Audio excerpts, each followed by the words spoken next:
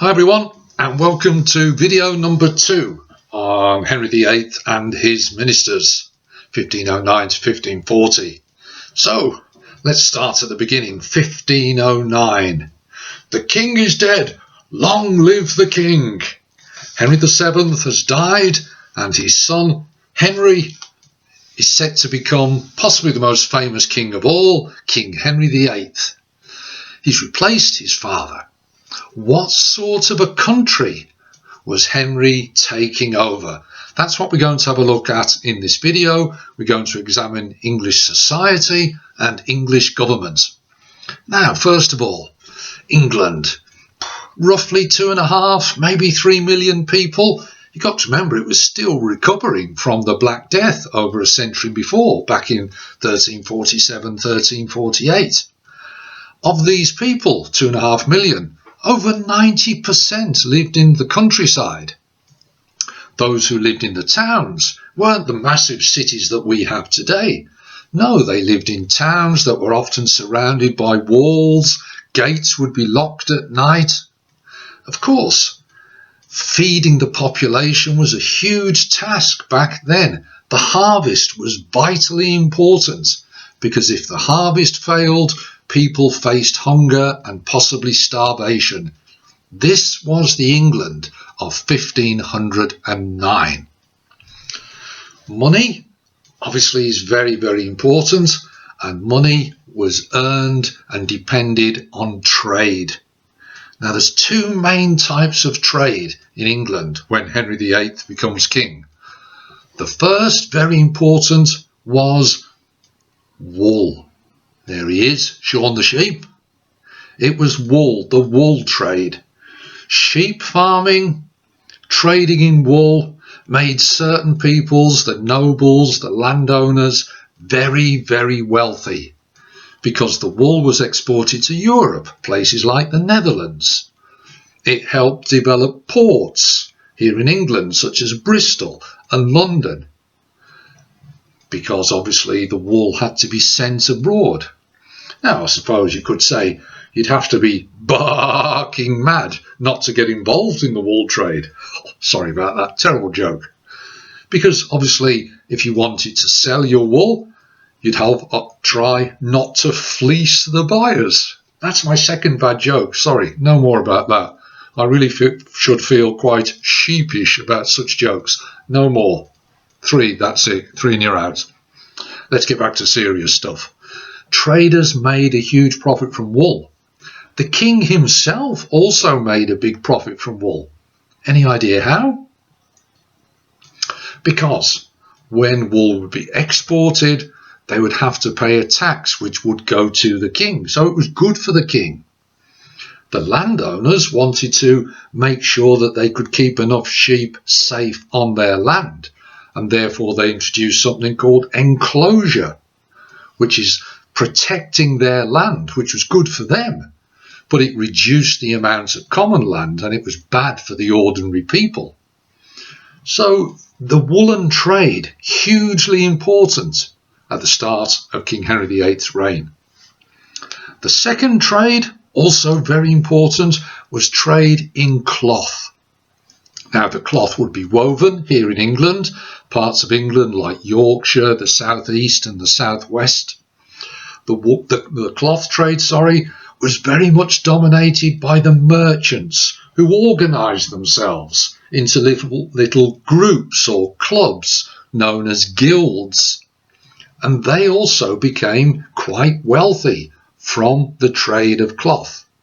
Again, exported to Europe, the Netherlands, Belgium, and in Henry VIII's reign, England exported 80% of the cloth to Europe. So trade was essential in Henry VIII's England. Let's have a look at the actual country itself. Now, society was a hierarchy. What do we mean by that word? Well, everyone was ordered. Everyone had their place in society. It was a very rigid structure. If you were born poor, normally you lived poor and you died poor. Hardly anyone was able to move up what we call nowadays social mobility. It could be done in very rare occasions, as we'll see later in the videos when we examine Thomas Wolsey and Thomas Cromwell. But for most people, English society was very rigid, very organised, very structured. Here we can see it here. Now at the top obviously is God. Then we get the king. Then we get the lords and the nobles, the gentry, the knights, the merchants I was telling you about, the cloth trade, the yeomen, the tenant farmers, whether you actually owned your land or rented your land, growing the crops, the wool trade. And down the bottom here, the bottom of society, the poorer people, the labourers. That was how England's society was organised in the time of Henry VIII. You could call it the pyramid of power. The closer you are to the top, the more wealth, the more influence, the more power you had. The further you were to the bottom, the less of that. That is the organisation, the structure of England in the time of Henry VIII. Those of you who remember maybe back in year 7 when you maybe studied the Normans and the Battle of Hastings, it was a hangover from the old feudal system introduced by William the Conqueror. So that's England in 1509.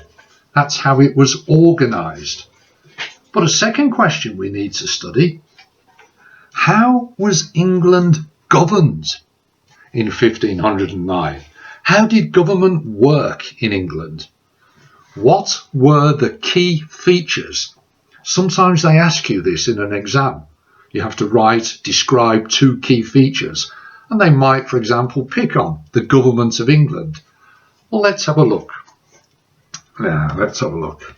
At the top, here we have a ladder showing all the different rungs, all the different levels of government.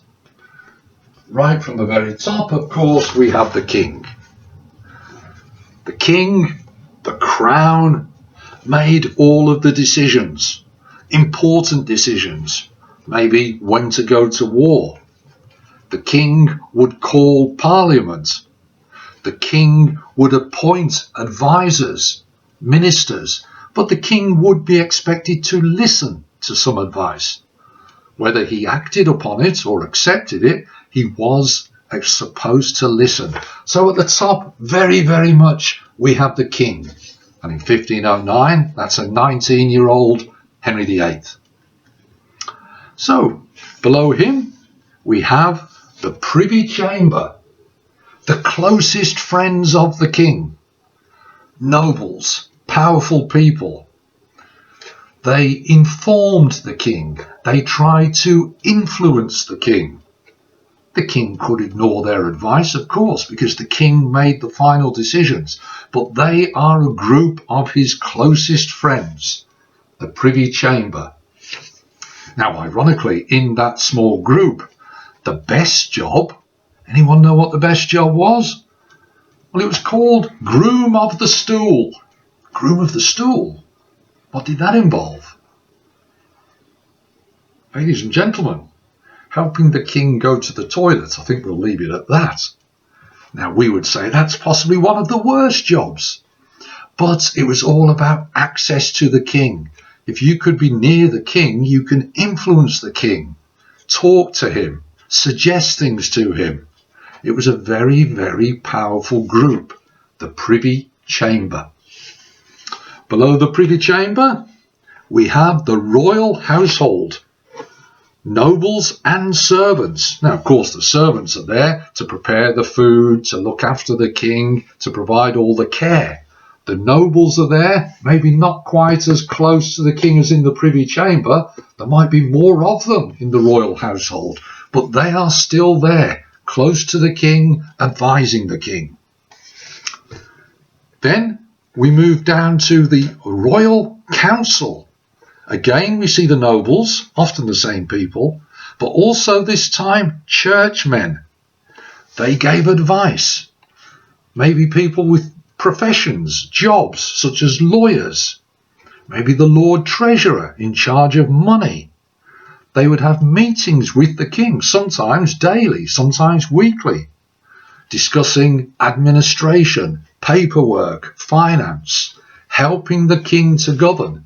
But remember, the king makes the decisions.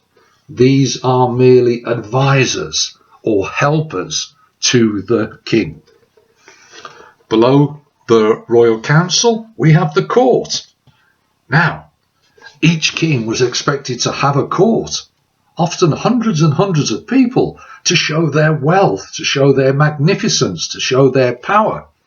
The court would be full of nobles, servants, advisors, friends. Put them all together and they were called courtiers. They were expected to live near to the king. Sometimes they entertained him. They had to be invited by Henry to become a member of the court, Henry's court. Obviously, part of the advisors, and we'll get to these later, were the chief ministers, particularly the two we're going to study, Cardinal Wolsey, Thomas Wolsey, and Thomas Cromwell, chief ministers. They were vital to help with the government of England. Don't worry, we'll cover them in more detail later. After the court, we get the Parliament. Now, the Parliament passed laws, but the laws were put forward by the king, maybe with help from his advisors. The king called Parliament. The king ended Parliament. In our society today, it's Parliament that passed the laws. But in Henry VIII's time, that was not true. Parliament was supposed to do the bidding of the king.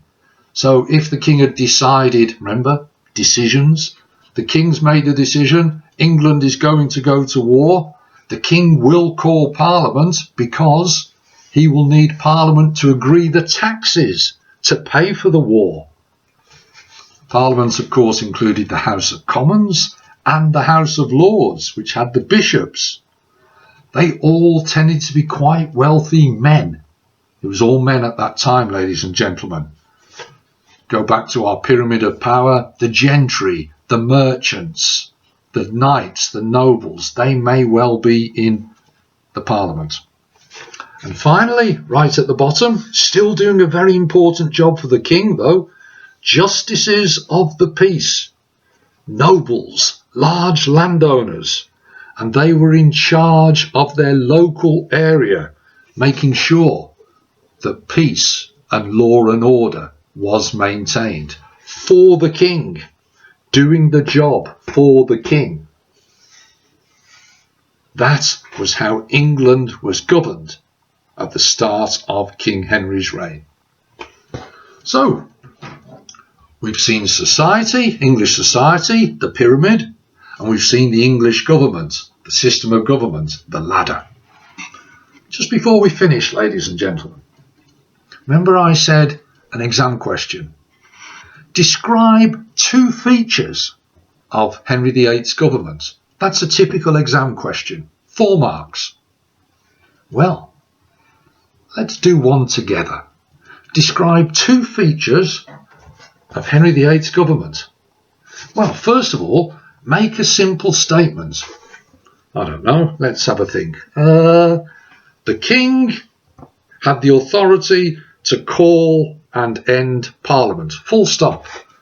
That's a description of Henry VIII's government. That gets you 1 mark. But we want 2 marks for this feature.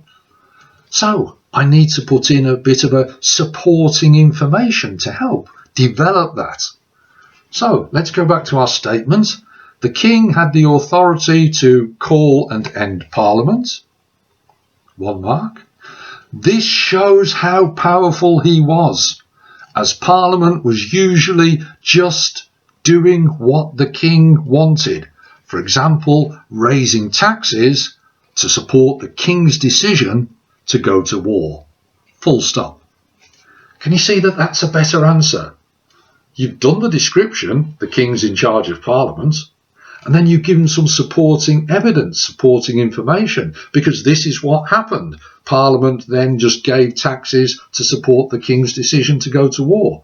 You've given an extra level of information, which gets you the second mark. So that would be 2 out of 2, because you've described one feature and you've explained it. Have a go yourself. Remember, it says describe 2 key features. What would be a second key feature from there? A simple statement and then a bit of supporting evidence. Have a go. Test yourself. See if you could come up with an answer that would get you 2 out of 2 for that feature. So there we have it, ladies and gentlemen. This video has looked at England in 1509 when Henry became the king. The next video, we'll look at the actual man himself. What type of man was this new young king? What were his aims for England? What were his hopes for his country? What was he going to do himself? What were his strengths? What were his potential weaknesses? That's in the next video. Until then, hope it's been useful. All the best. I'll see you soon. Bye now.